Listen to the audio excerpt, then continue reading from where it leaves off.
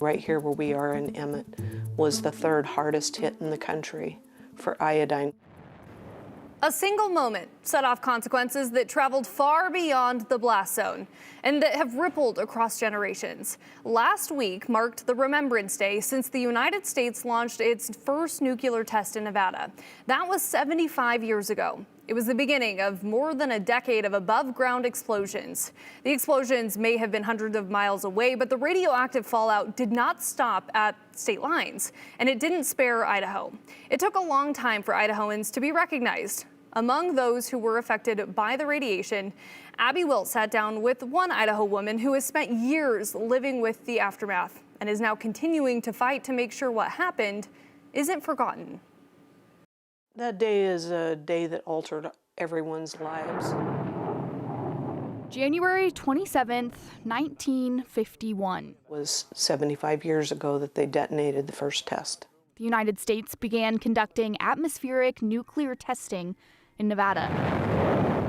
From 1951 through 1962, they detonated 100 above-ground bombs at the Nevada test site, Ultimately exposing Idahoans to radioactive contamination, and those who were exposed are called downwinders. Tona Henderson witnessed the effects from it firsthand. Both sides of my family have been here since the 1870s, and it was a realization of that's why there's so many people in this valley that are sick. In 2004, Henderson decided it was time to bring the issue into the public eye. The woman who brought this all to our attention, her name was Sherry Garman. She was about 10 years older than me, and she was born and raised here in Emmett on a dairy farm, and she had 5 types of cancer before she passed away. Downwinders were exposed to nuclear fallout, and they developed symptoms from it, like rare forms of cancer or sickness. The Atomic Energy Commission chairman called the people that were downwind of the tests the low-use segment of the population. Essentially, all that fallout came into Idaho because they waited for the wind to blow north. Henderson says it affected thousands of Idahoans. Everybody knows that's lived here in Idaho. We all know a lot of people with cancer. My mom died. My mom has passed away now, but she had breast cancer. She didn't die from it, but she suffered with it. And my oldest brother's had cancer, and my next brother down had cancer. In 2022, Congress enacted the Radiation Exposure Compensation Act, which allows people who feel they were exposed and developed cancer or other diseases to apply for a one-time payment benefit. The one problem, Idahoans weren't allowed to apply. When it was enacted by Congress, they allowed for 21 counties in Arizona, Utah, and Nevada. They did not include the hardest hit places of Idaho and Montana. It wasn't until July 4th, 2025 that the act was reauthorized under the One Big Beautiful Bill, and Idahoans were finally included.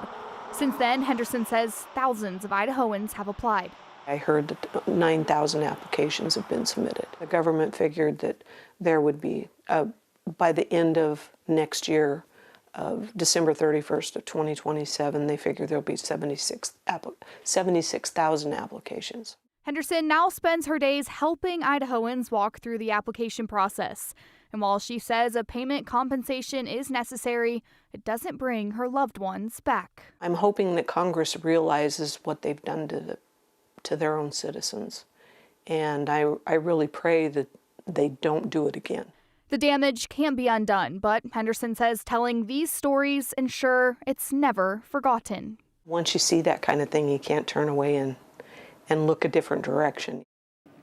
Anyone who lived in Idaho from 1951 to 1962 and can provide proof that they lived here and they were affected can now apply for the Radiation Exposure Compensation Act and could receive $100,000 tax-free. Okay, Abby, we have a comment that came in. Kim says she's from Nampa. Her mother-in-law, her sister, her mother, her father all got cancer from downwinders. They all lived in Nampa, Idaho. Okay, so she's doing a lot of these meetings in Emmett. Is she planning to expand some of these meetings to help people get compensation here in Boise, in Nampa, in those areas? She's definitely looking at bringing it here to the Treasure Valley. She said right now she's working to find enough space. The last meeting that she held in Emmett, there was 200 people there interested. So definitely looking for somewhere where she can host that. And I do want to note, you do have to prove that you had one of 19 types of cancer to apply, and then you send that to the Department of Justice and they'll assess it. But definitely more workshops coming soon. We'll let you know when they come here to Boise. Yeah, a long time coming for Idahoans, Abby. Yeah, Thank you. For sure.